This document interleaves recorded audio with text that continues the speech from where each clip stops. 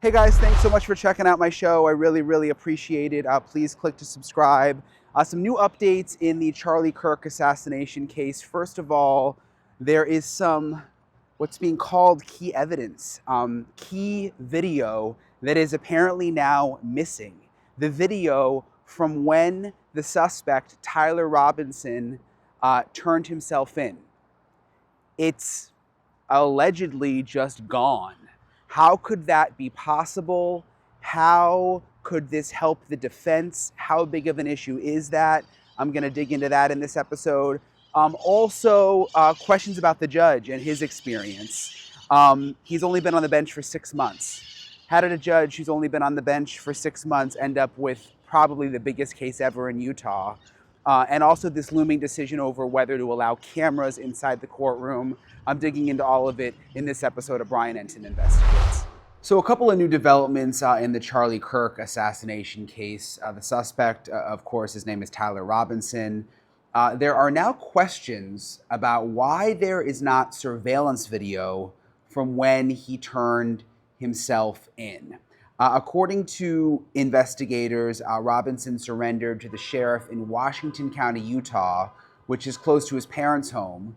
The sheriff said later at a news conference that Robinson knew it was inevitable that he would be caught, that he confessed to his parents, and that he turned himself in. We knew all of that, but this is what's new and interesting. There is apparently no video of him turning himself in at the sheriff's office.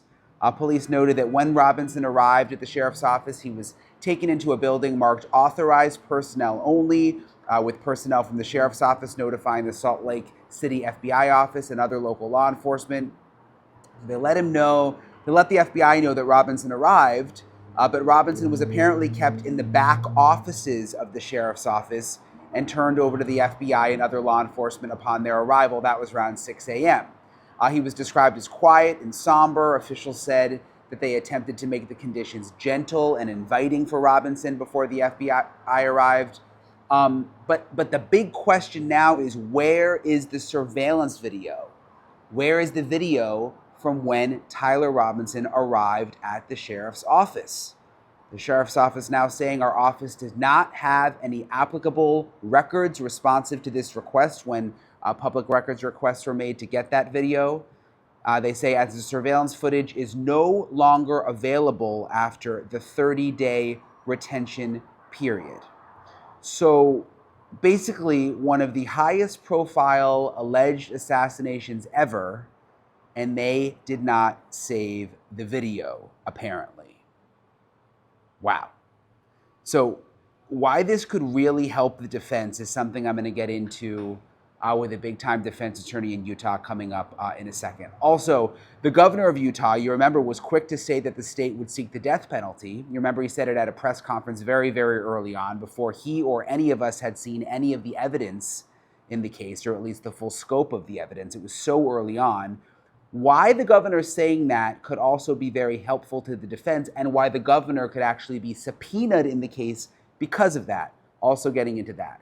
Also the judge over the case, a man named Judge Choni Graff, he's only been a judge for 6 months. And he has a big decision to make soon, whether to allow cameras in the courtroom. Charlie Kirk's widow has advocated for cameras, saying that if Charlie Kirk's assassination was on camera, why shouldn't this be? Why shouldn't we all be able to see everything that happens in court? And now the judge, who again is a very rookie judge, I mean, only on the bench for 6 months with this major case, will have to make that decision. I'm joined right now by Clayton Sims. He's a renowned defense attorney in Utah. I really appreciate you joining me, Clayton, to talk about some of these issues with Tyler Robinson's case. The first thing I wanted to ask you about are these reports that there is apparently no surveillance video when Tyler Robinson turned himself in Washington County. The sheriff's office there responded, our office does not have any applicable records responsive to this request, as the surveillance footage is no longer available after the 30-day retention period, which seems kind of shocking with a case this big. What do you make of that? It is odd. A secure facility has cameras throughout the facility. There would be multiple cameras at the entrance, in the interior of the building.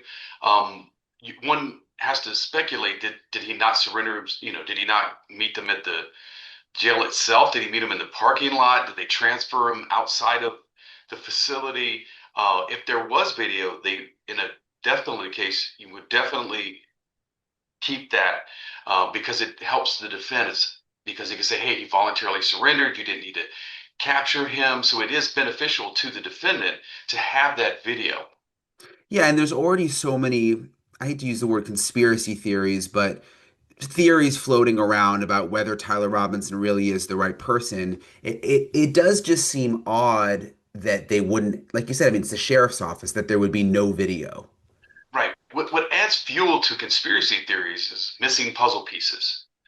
If there's no video and there's no good explanation for why a video that should exist does not exist, that adds fuel to the conspiracy fire, if you will. So you want to eliminate all questions in a death penalty case. A jury can't have any questions about what happened, the procedures in terms of investigation, right? So there's what happened, but also too, the focus in a death penalty case is going to be what do the detectives do? What investigation have they done? Have they done it the right way? And I think some of the conspiracy theories are fueled by lack of video, lack of evidence. So if you were Tyler Robinson's defense attorney, how could this fit into his defense, this lack of video? Right. So there's two components to the death penalty case. One is whether that he's guilty or not guilty, right? The guilt phase. But then also the second phase is whether he receives the death penalty. So one of the sort of favorable parts of his story is that he self-surrendered, that he turned himself in, that there was no manhunt, they didn't have to look for him. So that would be mitigating factor that he is somehow rehabilitated, that he shouldn't be given the death penalty because he surrendered himself. So that video would be important for that phase of the trial if it got to that phase. Interesting. If you were Tyler Robinson's defense attorney, would you subpoena the sheriff to figure out where this video is? Right, you would want an explanation. Everywhere we go, there's ring cameras at people's houses. You go to Walmart or 7-Eleven, there's multiple cameras. There's cameras everywhere.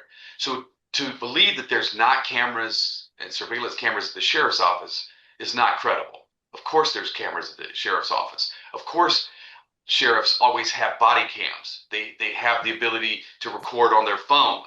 And so there would be documentation through video of this event. It's odd that there has not been video produced. Certainly, there would be surveillance outside of the sheriff's office, multiple cameras. I would bet if you went to the sheriff's office, you would be just walk around the building, you'd be able to locate multiple cameras. So there could be an explanation that they didn't preserve those cameras, they didn't preserve the surveillance. Maybe the surveillance is only live. You can watch it, but it's not recorded. There could be an explanation, but certainly to say it doesn't exist is not credible. But on a case this big, and you knew at that point that Charlie Kirk was assassinated, that this was the guy who, investigators believed was responsible, wouldn't it be typical to say, we got to do everything by the book here? Like, if you were the sheriff, like, this is the time, let's make sure the cameras are rolling, let's get the body cams on. Like, this is one for the history books. Right. I have had a death penalty case that was out of Texas that had involvement in Utah. They recorded his entire ride from Moab, Utah, all the way to Salt Lake. So he was in the back seat of a police car, and they videotaped him the whole way to Salt Lake. And so I know that they have the ability to record because you don't want a favorable statement made that's not captured. That's what the law enforcement. What if he confessed and there's no video of that? So basic police protocol would require you to record it, audio record it, video record it, and certainly you would want to record the ride. If he's going from St. George to Provo, Utah, you would think that he would naturally talk, that he would make statements that could be helpful to the case, that you would just let the videotape roll and have a conversation with him. Maybe he invoked his Miranda rights. He doesn't want to talk to you. He wants an attorney, but still, even his demeanor, what is his attitude? What does he look like? Is he crying? Is he distraught after this event? Is he laughing? You would want to know that. And certainly, even if he didn't make statements, you would want to know what his demeanor was on the way to Provo from St. George. Do you think, Clayton, in this case, that there are significant pieces of the puzzle missing? It appears that there's, yes, I think that there are concerns with the surveillance at the sheriff's office. And also, too, part of it, what's missing is the metadata. What's the information behind the text? What was the location in which the texts were sent? Where was the sender of the text? Where was their GPS location? Was there any alteration to the text? So all of that is not been presented yet. So without that corroborating information, those texts really aren't even admissible. You need to lay foundation for those texts, the authenticity of those texts. So there are problems, I think, in the case already. Um, in terms of the judge, I don't know if you know much about this Judge Tony Graff. Seems like really a rookie. He's only been on the bench for 6 months, and I would assume this has got to be the biggest or one of the biggest, you know, cases in Utah history. There's just so much focus on it. Is that a concern? Yeah, so Tony Graff is a former prosecutor. I've tried cases against Tony Graff when he was a prosecutor, but he has been on the bench only 6 months. I don't know if anything could prepare you for this type of case and this type of scrutiny, but someone who has just 6 months of experience is definitely challenging. Is there any way, I mean, is it just random that he got assigned? Because you would think they would know, realize, okay, this is going to have national attention. People are going to be picking this apart at every turn. Wouldn't they want someone with more experience? Right, so the system is designed that a computer algorithm just randomly assigns judges. So you don't want to be able to pick a prosecution friendly judge or a defense friendly judge for certain cases. And so it's completely random who gets assigned a criminal case because of allegations of sort of favoritism. In this particular case, uh, it's assigned randomly. You don't want a system in which prosecutors could pick who the judge is that handles the case. And so Judge Graff was completely and totally randomly assigned this particular case. Is there any, like when I covered the Brian Koberger case in Idaho, the judge basically like was about to retire and kind of like recused himself. It got moved to a different county to a judge with a lot more experience in a bigger county. I mean, could something like that happen here? It's possible for him to recuse himself, but he would need some type of conflict of interest. Um, so he would be, even with 6 months experience, he would be qualified to handle the case. He certainly is getting help from the state. There is a death penalty law clerk assigned to the state of Utah, and that death penalty law clerk has experience in death penalty cases. And so that special clerk who travels throughout the state is helping Judge Graff with these issues that come up. It's interesting too. I didn't realize that judges in Utah are not elected. Right. So judges in Utah are not elected. They're appointed by the governor. Now, there is a retention election, so you can be kicked off the bench, but you're not initially elected. So the judge, uh, Graff, was appointed by Governor Cox, who's already stated that the state of Utah has a death penalty, is pushing for the death penalty. Governor Cox is the person who appointed Tony Graff 6 months ago. That's kind of interesting. It is interesting. It's interesting that the death penalty was announced at the press conference by Governor Cox and not in the courtroom. You have to do, it's interesting that before the evidence was brought out, before um, the cell phones were now analyzed, before any really evidence was out, Governor Cox reminded people that we have the death penalty and was pushing for the death penalty very, very early on, before police reports were there, before any evidence was presented. Is that unusual? I mean, it seems unusual to me. It is unusual that the executive branch, that the governor of Utah is pushing for that and stating that publicly. Of course, the defendant has the presumption of innocence, and we don't know what evidence is out there. And to push for the death penalty so early in the case is very unusual. Could they actually subpoena the governor to ask him about why he so quickly was saying that they were going to use the death penalty, go after the death penalty? Right, and what's interesting about the governor so early coming out, stating that there's a death penalty in Utah, is we didn't know what the aggravating factors were for the death penalty. So uh, in this particular case, there's the risk of death of a large number of people is the factor for the death penalty. That wasn't even in play necessarily. What factors were available to give someone the death penalty, and so this governor could be subpoenaed. What information did he have that he was pushing for that? And certainly, you could taint the jury very early on at the press conference stage, rather than opening statement, evidence, closing. They're already hearing about death penalty, death penalty, death penalty before a single juror has been sworn in. Yeah, why not just let the prosecutor handle that part of it? Let them have a press conference later when more evidence comes out.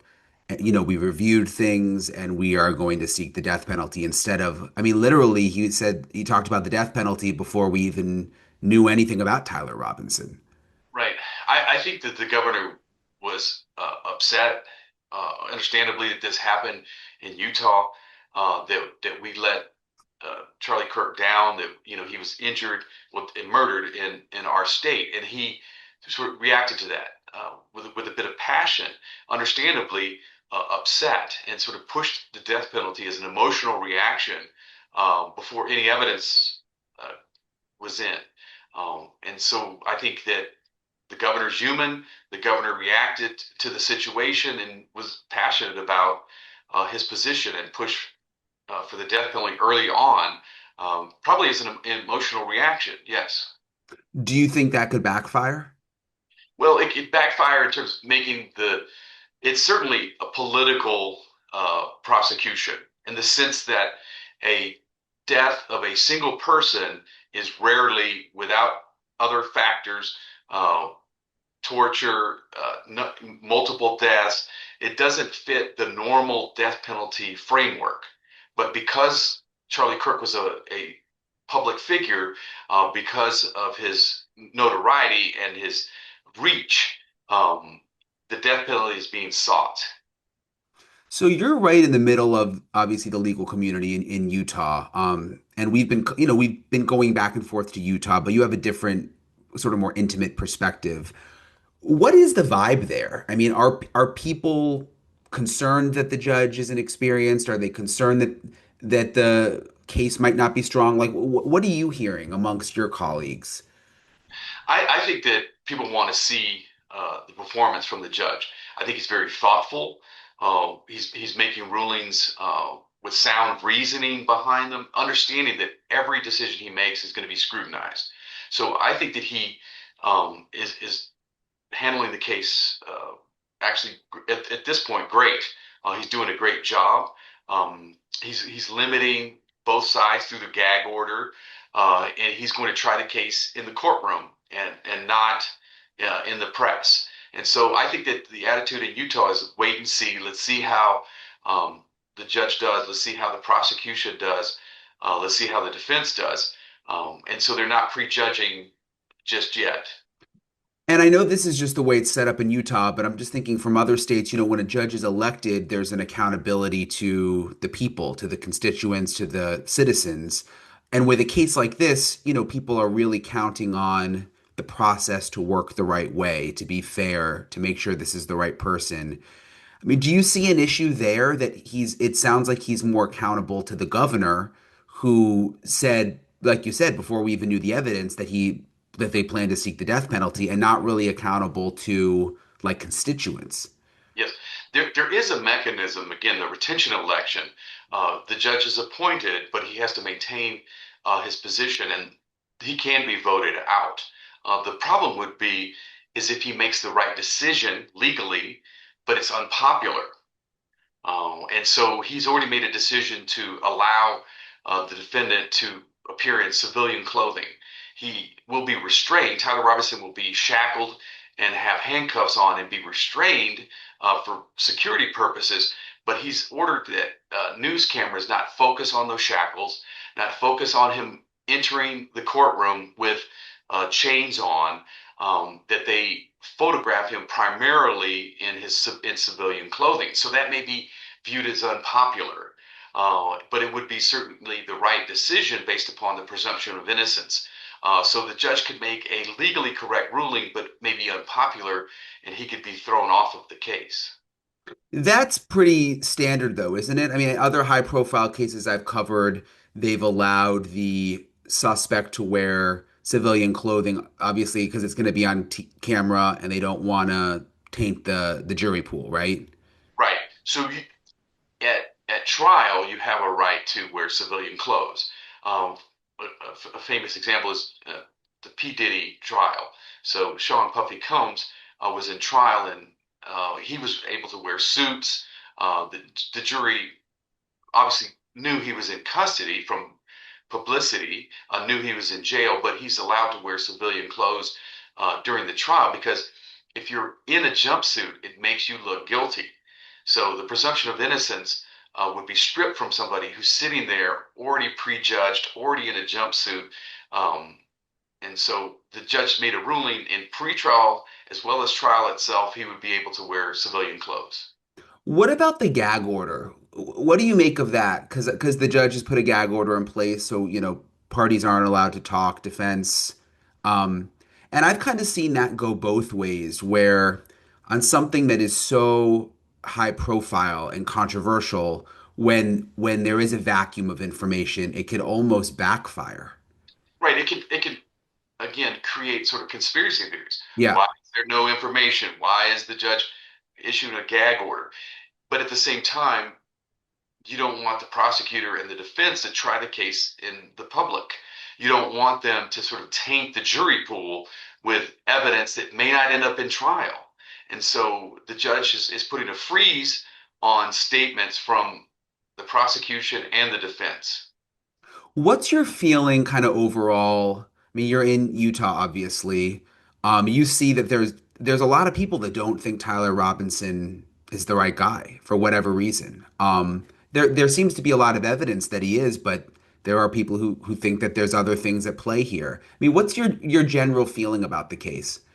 Well, you would need proof beyond a reasonable doubt, and you would need unanimous jurors to convict Tyler Robinson. So if you have one person that taps into conspiracy theory, that taps into that he's not the person, there's some other person who committed this, you would end up with a not guilty verdict.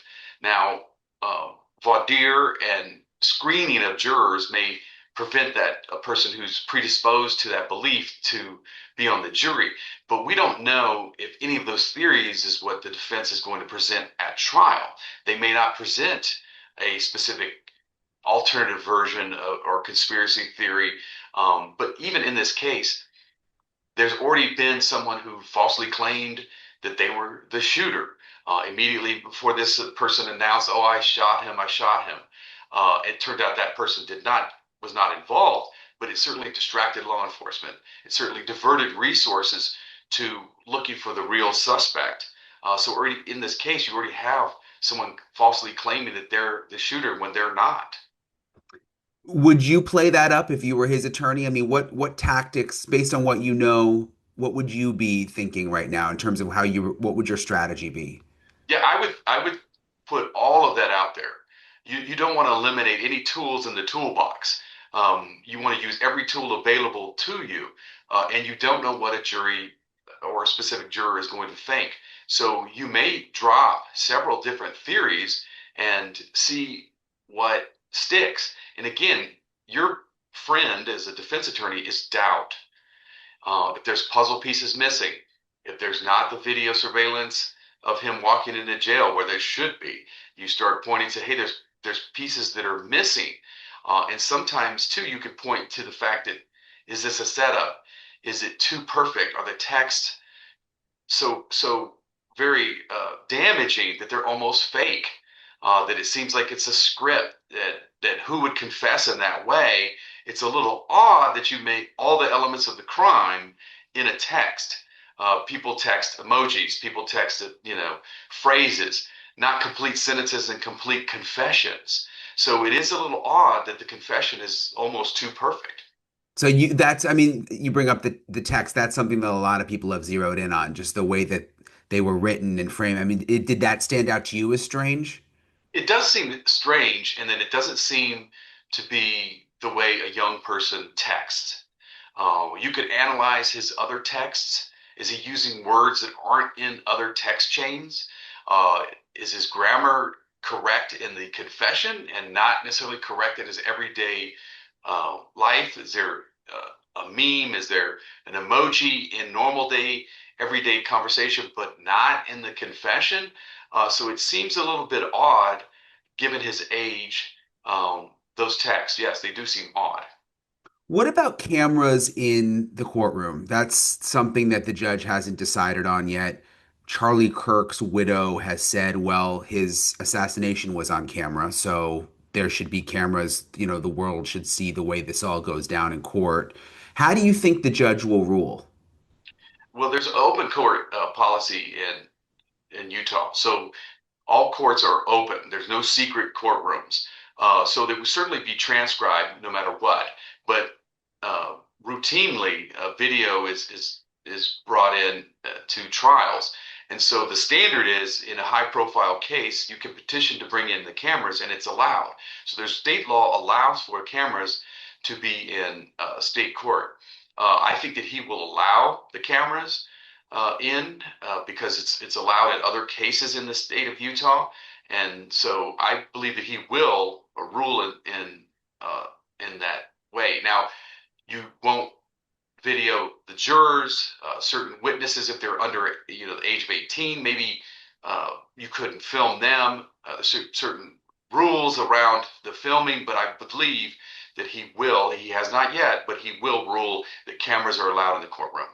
Yeah, it seems if he didn't, that would really open up a can of worms in terms of people who already think there's something secretive and weird going on. Right. And so if he doesn't allow cameras, then it would maybe add fuel to the conspiracy sort of fire, if you will. That why wouldn't he do that? It's normal to have exposure. It's normal to have cameras everywhere. And again, uh, Charlie Kirk's widow is correct that his death was on video. And so why can't his trial be on video? She doesn't necessarily have. She would speak for the victim and his family, and certainly that would be a factor. But it would be based upon the argument of the prosecution, based on the argument of the defense, would rule the day.